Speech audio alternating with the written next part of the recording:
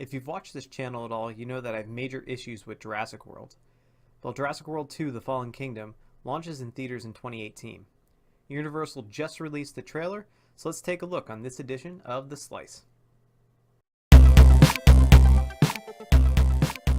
so the Jurassic World Fallen Kingdom trailer opens with Bryce Dallas Howard's Claire meeting with Chris Pratt's Owen and what looks like to be a dive bar. And this is very reminiscent of the scene in Jurassic Park 3 where William H. Macy and Téa Leoni's characters meet with Sam Neill's character, Dr. Grant, to persuade him to join them back on, I believe it was Isla Sorna, to go visit that island again, to go and well, what it was kind of a ruse, I guess, to get them to go find their child, but very similar to that shot, in my opinion. And actually, throughout this, as we move forward here, there'll be very many shots that in this trailer that I found were, reminiscent of some of the older movies. So here we have Owen looking out at the island, and one of the major plot points that we will get to is coming up is the idea that the island was destroyed at the end of the last movie, and Bryce Dallas Howard's character Claire, so she started up a group in between these two films to protect the dinosaurs, and that is essentially the driving force of this plot. But it is interesting that Claire and Owen did not continue whatever romantic relationship they had, or that it was perceived that they had at the end of the last movie.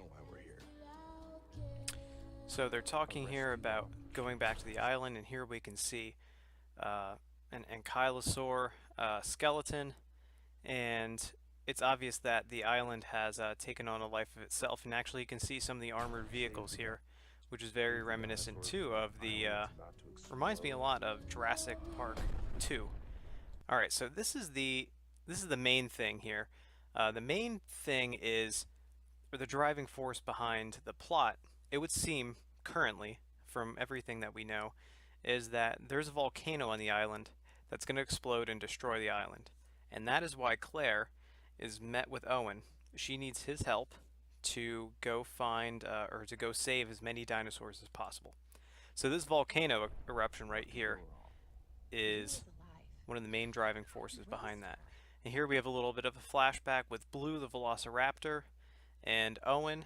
Blue was, of course, one of Owen's raptors that he trained and that we saw in Jurassic World. So we get this little flashback here. And it's interesting, as I watched this trailer multiple times, I kept looking at the backdrop.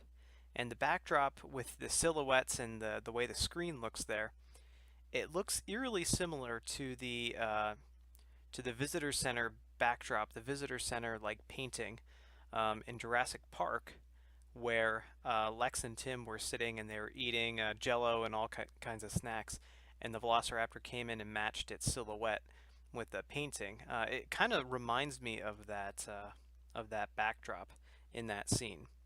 So I think that's pretty interesting. So you can tell that that Owen there is has an attachment yet to these dinosaurs. So here's an interesting shot. Actually, it's our first shot really of the Compy since I believe since Jurassic Park 2: The Lost World. So the Compys are back, and you can tell that this is a ruined storefront from the from everything that happened, all the events that happened during the first Jurassic World. Here's the ragtag group of people coming together, and we see again our first look at the Brachiosaurus. The last time we saw the Brachiosaurus was in Jurassic Park 3, so you can see, the people there, the group that is there to save these dinosaurs are not messing around. They have armored vehicles, they have guns, so they're going to save the dinosaurs. I guess at what cost, and for their own safety, they're trying to protect themselves. But I thought this was a neat shot in front of the visitor center on Jurassic World, in the ruined downtown street, and again our first view of a Brachiosaurus in quite some time. These creatures were here before. All right, so that is That is none other than Jeff Goldblum reprising his role as Ian Malcolm. And here he's in front of some type of congressional We're here committee for us. or some type of task force talking about how the dinosaurs were here before us and the need to save these animals. Of course, his motto from the first movie, Jurassic Park, was "Life finds a way," and we know that it did with some help from bioengineering. So this was one of the teased shots from Jurassic World 2 here. This is Claire and Owen opening the back of a truck to reveal a sedated T-Rex. And what's interesting about this shot is, again, I found it very similar to the shots and the scene and events that led up to the end of the Lost World Jurassic Park 2, where they hunted the bull T-Rex, they sedated it, they took it to the mainland, and we know how that movie ended. Whether you like it or not, it ended with a T-Rex running through the streets of downtown San Diego. So this was one of the first tease shots from last week before the official trailer launched. And at the end of this clip, it's not in here, it's not in the trailer, If but we're at the not end of this careful. clip, Owen says, "This is going to be awesome." So I'm not sure, and it's unclear where this takes place, whether they're unleashing the T-Rex for some other purpose to hunt down something else or to um, I don't know. It's actually it's very unclear as to where this is taking place. Judging by the actors' clothing, I don't know if they're looks like they're wearing the same clothing or not. So maybe this is when they're on the mainland. Maybe they take the dinosaurs to the mainland after they save them. Because here you can see a Stegosaurus in a cage. So obviously they're gathering all these animals on actually what looks to be a boat and taking them, you would think, to the mainland. So perhaps this is a rehash of the events of Jurassic Park 2. Is there going to be more dinosaurs roaming through downtown, suburban, or city, urban area?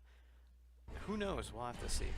They're gonna beat Here me up. is a shot Beat their of ass. the teased Baryonyx. So the Baryonyx is, for you dinosaur nerds or non-dinosaur nerds like myself, the Baryonyx is a smaller cousin to the Spinosaurus. So it's interesting. It's the same I guess family tree as the Spinosaurus. So Baryonyx would be the smallest. Then you have things like the Agitator and I believe Suchomimus too. So all of that is just to say, potentially we will see Spinosaurus return in this film. So this is the one thing that I take issue with is that you see these pterosaurs flying around here as they run around and stuff explodes. So let me just talk about those pterosaurs. So the issue I have is so the we're led to believe at the end of Jurassic World that the pterosaurs escaped from their cage. Pretty much, they terrorized everyone on the island um, and helped destroy, you know, a lot of the visitor centers and stuff like that. But we're led to believe that the pterosaurs and the dimorphodons that were there too, that they just stayed on the island with all the other dinosaurs. They just made that decision. Oh, I'm just gonna stay here, um, instead of, you know, venturing off into the world and potentially finding new nesting grounds. Um, in my opinion, that would make a much more interesting film if they explored the implications of dinosaurs escaping and going into the real world and living as they were in the real world. You know, nesting and things like that. Maybe we'll get into that, and maybe that's what we'll explore after the big volcano explosion and all that kind of stuff. I don't know. There's a lot of implications here as we meet Blue again. There's a lot of implications here from the last film that Blue was, you know, bred to or Owen trained Blue and the other raptors, and there was some talk of, you know, the military militarizing these animals in some capacity and using them for those types of reasons. Um, Maybe we will see more of that in the second half of the film. Like I said, the volcano explosion is there's rumors that that will happen in the middle of the film, and then the rest of the film will take place potentially off the island. I would like to see that. I would hate to see everything rehashed again and again over on this island, but we'll see what happens. So here's Owen meeting Blue, and we get this shot here. There's the volcano exploding. Here is Owen running away from, I guess, what is a lava flow. So this is an interesting shot because, again, this is very reminiscent of Jurassic Park, where we have the Gallimimuses here in the foreground running. It's similar to when Lex, Tim, and Alan Grant were running through the field away from whatever they were running from. I guess it's the T-Rex, I guess. But yeah, here we have the Gallimimuses again. We have Diplodocus running away. We have the Compys. There you see Stegosaurus plow through the thing on the one side. Over on the other side, we have the Triceratops, and then we have an Ankylosaurus running by again. And here's another rumored dinosaur that we finally see in the series. This is the Carnotaurus. And so we have the Carnotaurus coming around. He's gonna try to eat Owen. And then, boom, we have the T-Rex come in and save the day. And I believe that, I think that's a great shot. For as much as I complain about the CGI and how the dinosaurs look for some reason, more and more fake with every film. I don't know how they made, with the antiquated technology that they had back in 1993, the dinosaurs looked more real back then. But I think that's a beautiful shot right there of Owen standing as the T-Rex comes in and saves the day, similar to the Gallimimus scene in Jurassic Park, where the T-Rex comes in and eats a Gallimimus in front of Lex, Tim, and Dr. Alan Grant, and also similar to the end shot of Jurassic Park itself, where the T-Rex comes in and takes down a raptor as it's about to eat Dr. Sattler. Life cannot be contained. And we have this last shot here as we have some of Dr. Malcolm voiceover. Here's a shot of, and I paused it, kind of a weird moment, but this is a shot of an Allosaurus, and that's all we see the Allosaurus because it gets taken down. So, looks like the dinosaurs are being led off this cliff.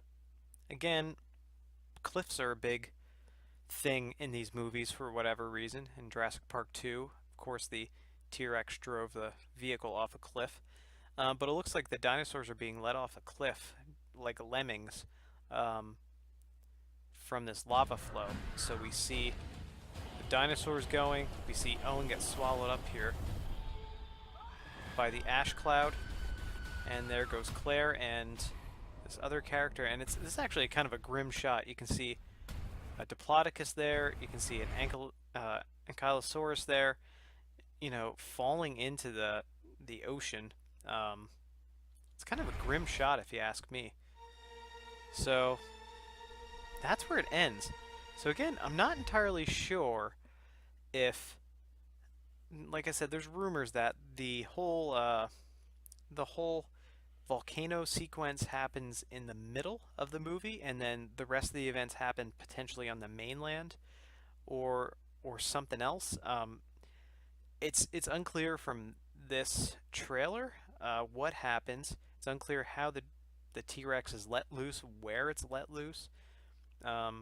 So we'll have to see. There are a lot of rumors too that the Spinosaurus will be making a return.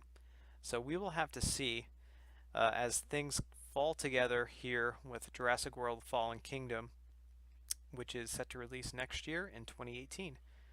So those are my thoughts. Lots of shots, in my opinion, that are very similar to the original franchise, especially Jurassic Parks 1 and 2, and 3, I guess, in the beginning there, in the beginning of the trailer. But we'll have to see how this comes together, and I will let you guys know about this about the movie as Universal releases more videos and more teasers and trailers and stuff like that. So thank you for watching this edition of The Slice, and come on back to Geek Cheese for some more movie reviews, trailer reviews. We're working on some music reviews and other kinds of stuff. All right, thank you so much, guys. Take care. Bye.